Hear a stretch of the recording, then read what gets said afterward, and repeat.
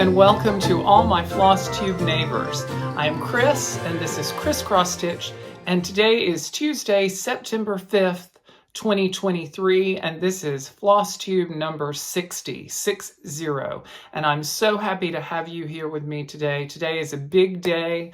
I have really amazing news to share with you, and it's very ironic and wonderfully synchronicitous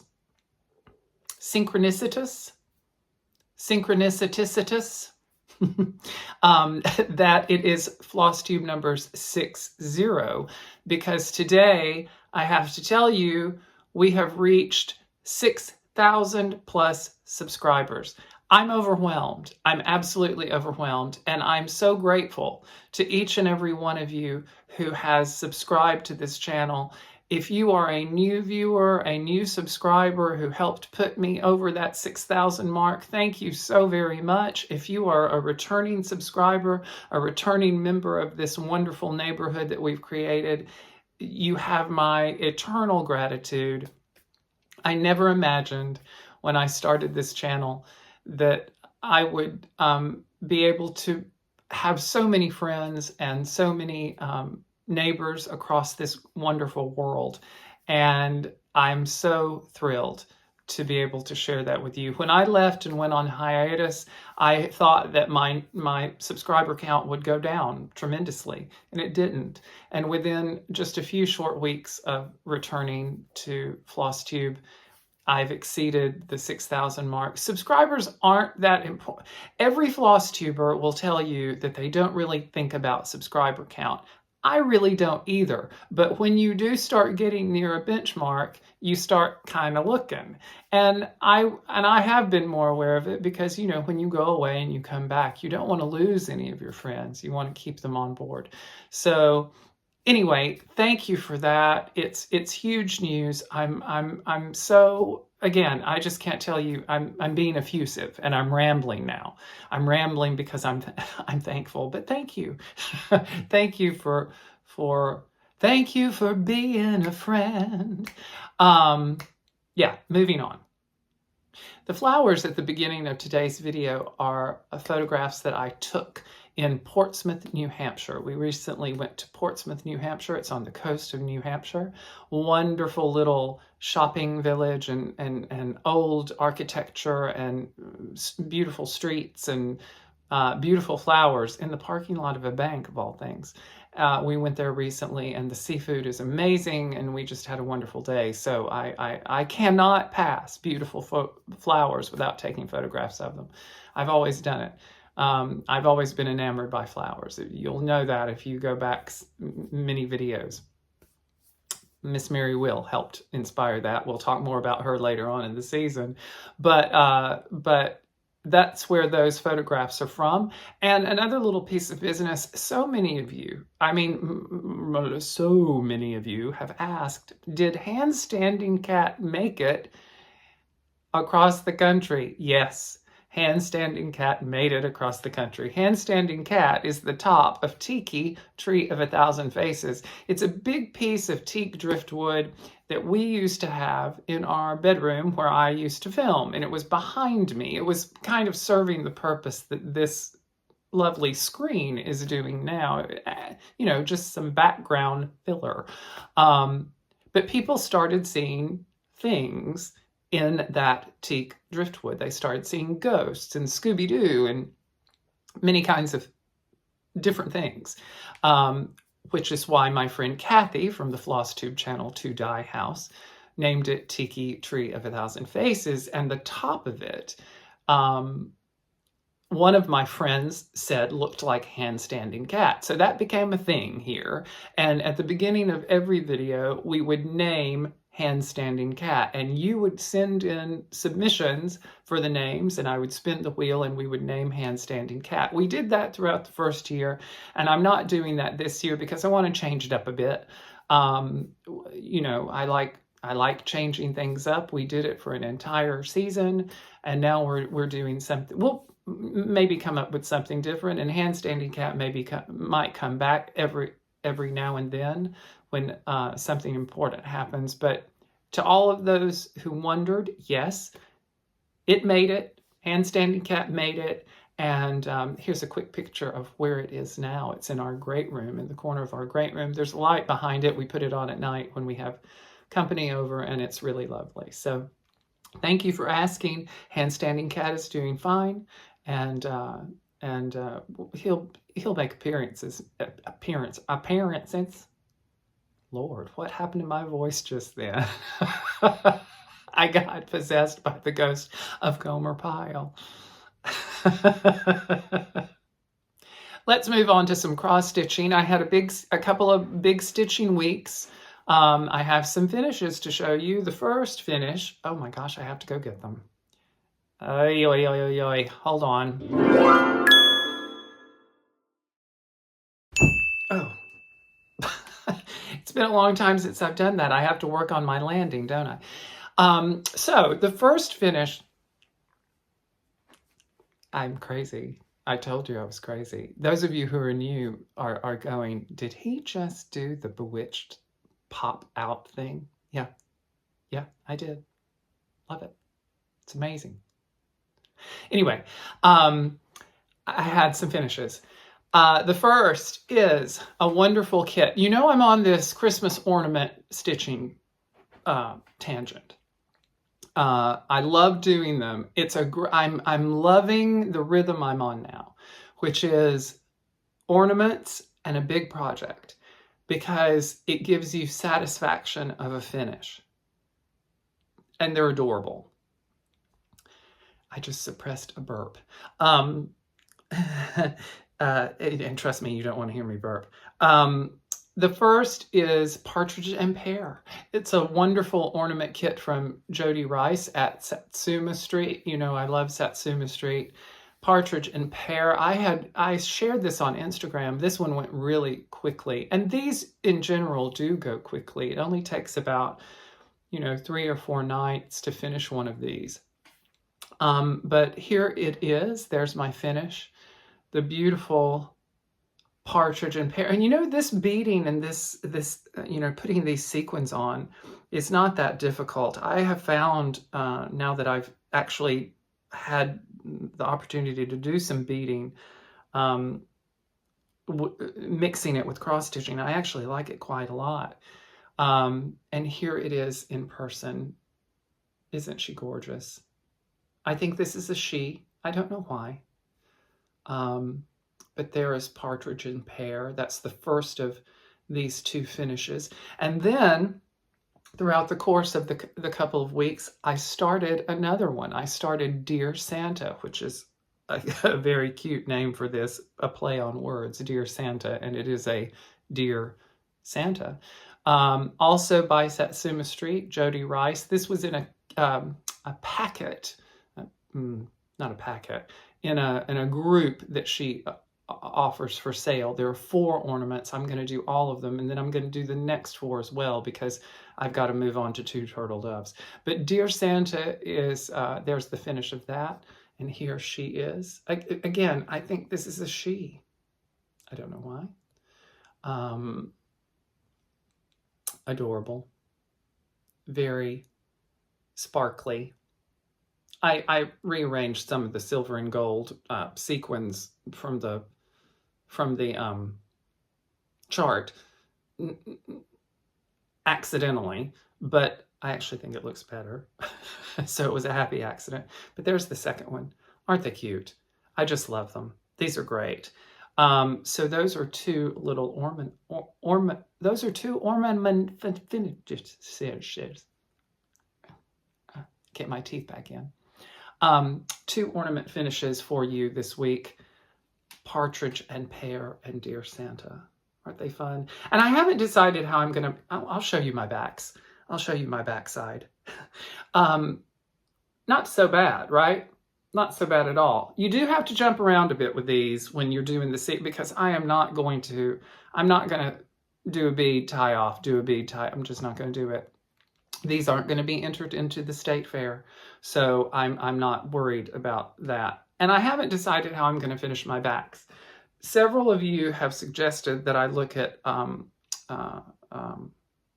Vanna's video of how she finishes perforated paper ornaments, and I did look at it, and I do think it's amazing. I like the way she does it. These are tricky because there are a lot of little ins and outs, and I don't know that I have the patience or the ability to do it exactly that way.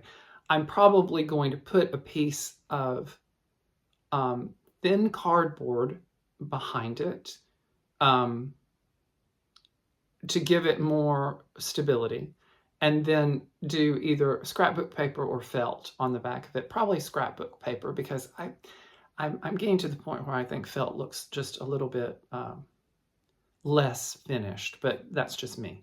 But yeah, there they are. Enough about those. Let's move on to something really big. But before we move on, another thing that I just remembered, Turklets was a hit. You remember my Turklets that kind of wandered through my yard from time to time? Well, they're still wandering through my yard, and I mentioned them in the last video, and so many of you corrected me, and I'm glad when you do that, because I do genuinely want to know, and you're also nice about it.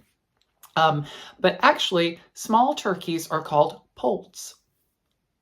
Poults. P-O-U-L-T-S, and I'm assuming it's pronounced poult, like poultry, because they are poultry. Yes, poults. I'm very excited to know that. Who knew?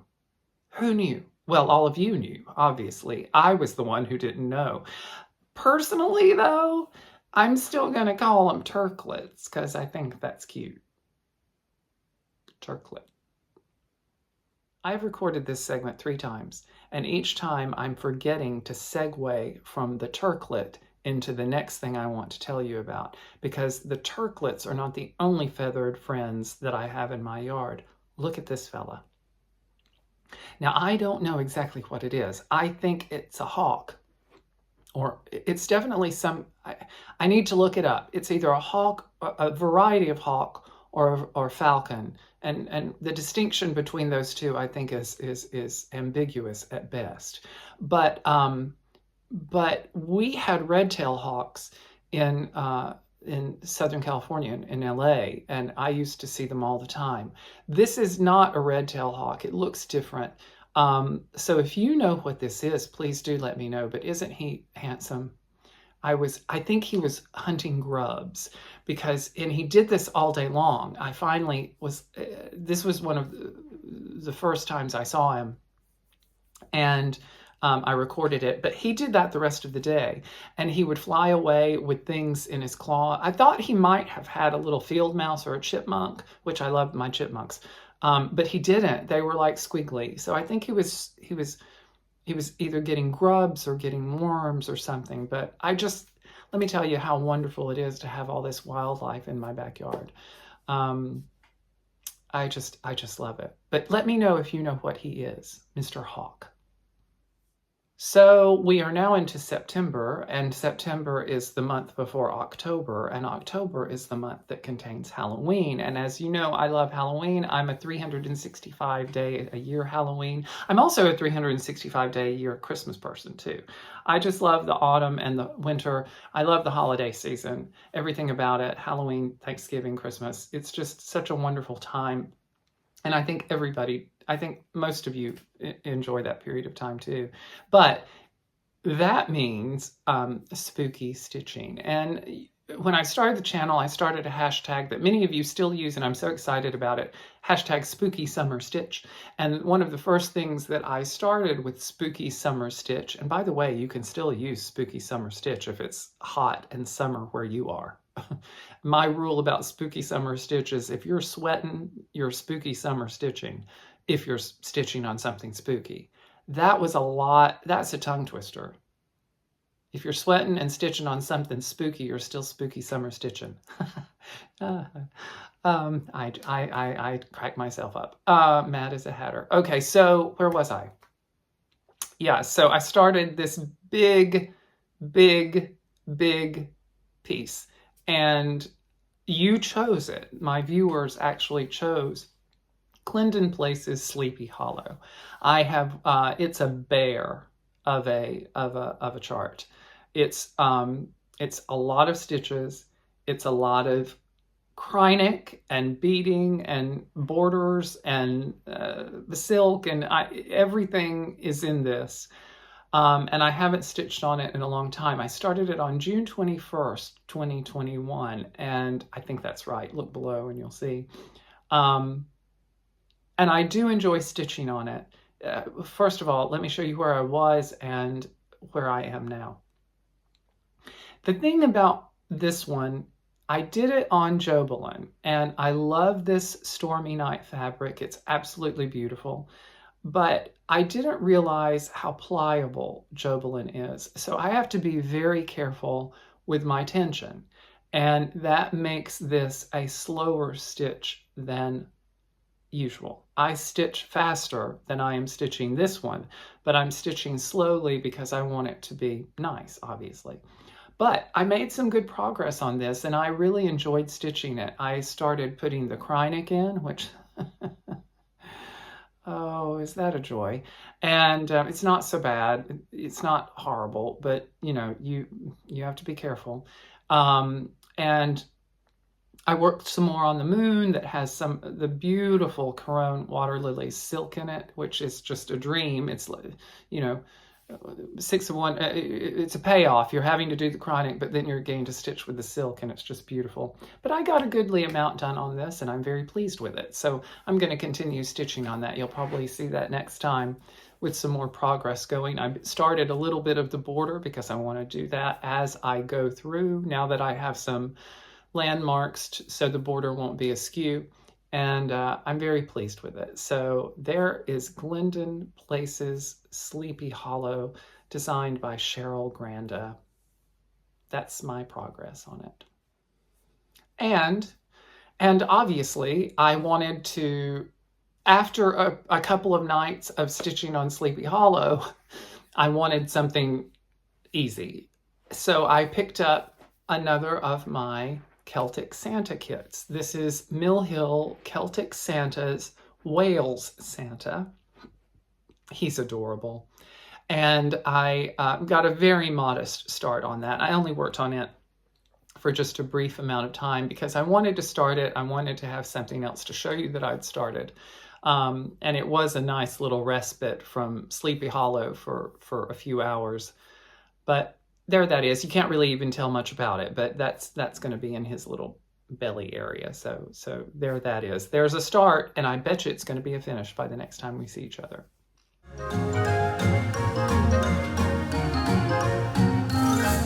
It's time for story time with Chris, and as promised last week or 2 weeks ago, I told you that I was going to begin the saga of my mother. I didn't talk about her last season. I don't even know if she came up once. Maybe, but my grandmother raised me primarily, along with my great aunt Johnny May, who lived in the house with us. But for the first many years of my life, my mother was with us too. That was our household: my grandmother, my aunt Johnny May, and my mother. And I'm just going to start. There's no reason to kind of allude to things. I'm just going to start the story. My grandmother had 3 children. She had my eldest Uncle Clyde Jr., my Uncle Jimmy that I've mentioned before, and my mother. And my mother was a later in life baby for my grandmother. I want to say my grandmother was, I want to say she was almost 40 when she had my mother. I don't know if, I think it was a surprise to Granddaddy and my grandmother. But she was the only girl, and she was the baby, and she was adored. She was also spoiled, spoiled rotten, as you would imagine. And mother she was very talented musically. Granny started her on piano lessons when she was a young girl. She became very proficient at it. And as a result of that, she also developed a beautiful, beautiful singing voice. She was in recitals throughout her childhood for piano, and it was a fixture in her life. She loved music. She loved singing. She liked performing, but it made her incredibly, incredibly nervous. And to be frank, every bit of my talent with music and my voice and singing I got from her. There was always I grew up with the same piano that she took lessons upon, and I took lessons and practiced on that very same piano. I wish I still had it. But so Mother, in a way, was very much the darling of our neighborhood, of our small town. She was personable and funny.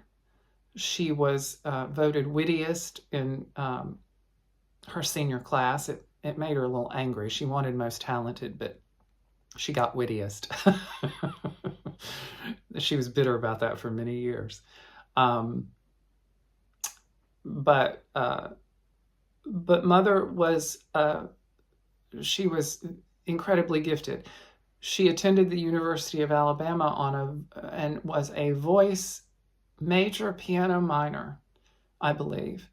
And that didn't last very long. Mother was very, as I mentioned, she was spoiled. She was also, she had insecurities, and I think that those developed in a strange sort of separation anxiety. She got to college and she didn't like it. She wanted to be at home. I don't know that she had the strength to be on her own. I don't know. I wasn't there. This is just my looking back on it, my kind of analysis of who she was. So she moved back home with my grandmother and my grandfather and lived with them. Both of the boys had already left the house, and they had moved on because there was a great deal of distance between my mother and my two uncles. I think Uncle Jimmy was 10 or 12 when Mother was born. And she was, as I said, back at home, she became the darling of the town. She sang in both church choirs, Methodist and the Baptist. Don't know how she did that, but I know their services were at different times, so she would run from one to the other. And eventually she got a wonderful job. She went to secretarial school, and she became very adept at that too. She was a brilliantly fast typist. The piano helped her with that. And back when they did stenography, and she aced that. And she got a wonderful job as the plant manager's executive secretary at a big manufacturing plant nearby in Guin, Alabama. And she did that, worked there many, many, many, many years. She was at home. She was helping take care of my grandmother and my grandfather as they were moving later in life. My grandfather was in construction. He developed mesothelioma because of working with the asbestos, and he developed lung cancer. And so she was there throughout all of that period of time with them. And then something happened that kind of shattered my mother's world and our entire town, to be honest with you. Me. She got pregnant. And when I say to you that it rocked the foundations of our town, it rocked the foundations of our town, because not only was Mother not married, she didn't have a boyfriend at the time, and she wouldn't tell anyone who the father was.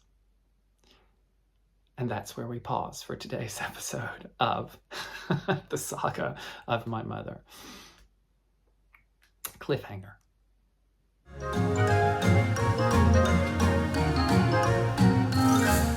So on to giveaways, and I have 4 winners to announce to you today using the online random comment pickers. I selected 4 of you this morning, and these all come from my dear friend and fellow Flosstuber Annie of The Proper Stitcher. I'm sure many of you subscribe to Annie and know who she is. She's become a wonderful part of the Flosstube and cross-stitching community, helping to organize retreats, and now has branched out and is doing her own designs, both original designs and reproduction samplers, and even samplers that she's reproducing, but she is slightly reimagining, modifying to a degree. And they're all wonderful. There are 4 of those today, and here are the winners of these 4. Firstly, we had Caroline Carter, 1823. A beautiful, is this a reproduction or a reimagined? This is a reproduction, Caroline Carter, 1823. And this one is going to Judy Greenhow. Congratulations, Judy. Next, we have Clarissa's Garden Sampler. Now, this is one of those that has been reimagined. Reimagined from the original. I think what Annie has done with this is she's made some of the colors a little bit brighter and more vivid from the original. It's just really a beautiful job. This goes to Denise Laurel. Congratulations, Denise. If you're wondering, I have my big computer monitor on this side, and that's where all my notes are. It's like a little studio here in like a 3x3 square foot area.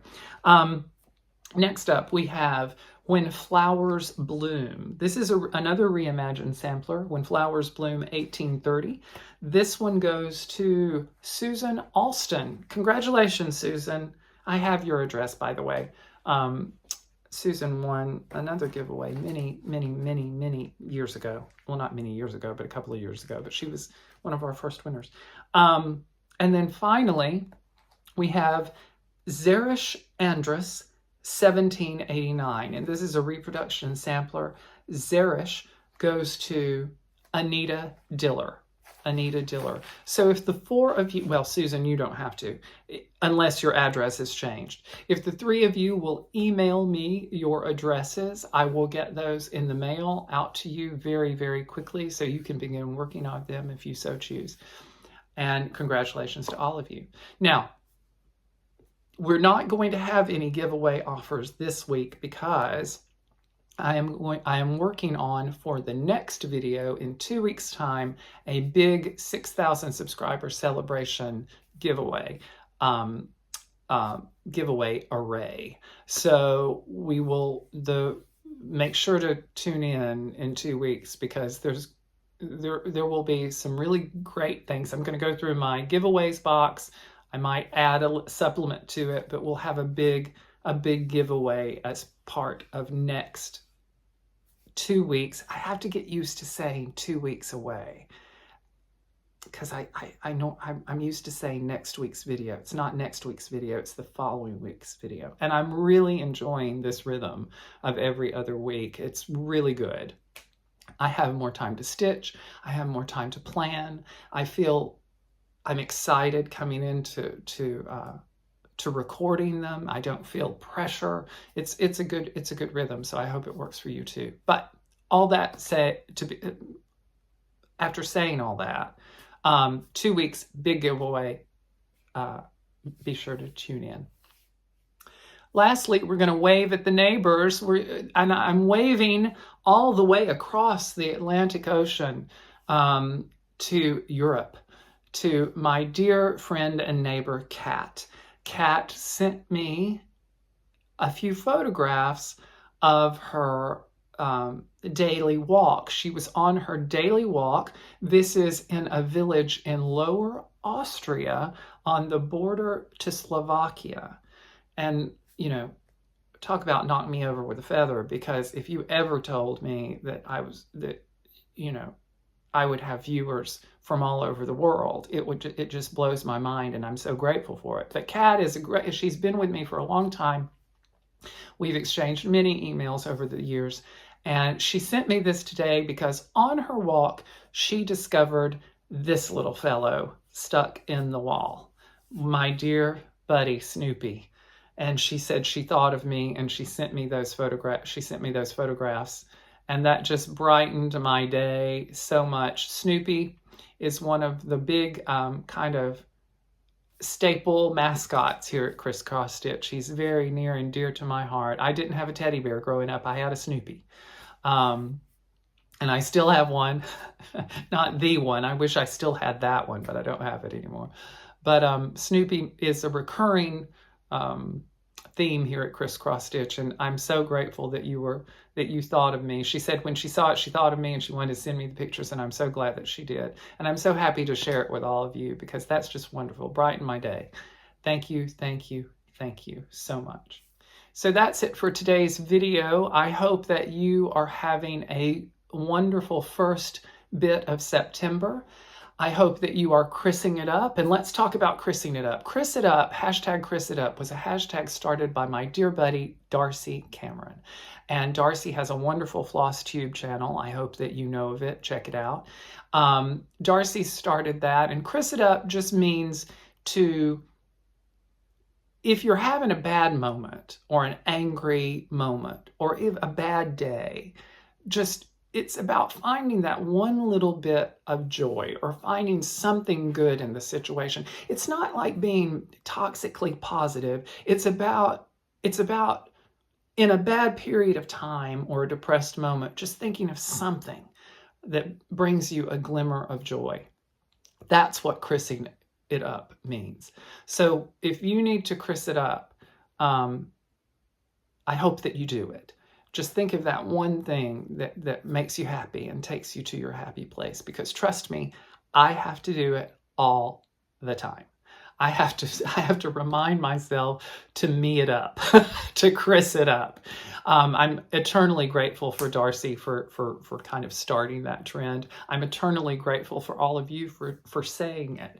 And it really means the world to me that we, not just me, because it's not all about me, that we collectively are trying to brighten our world, and in doing so, we brighten everybody else's.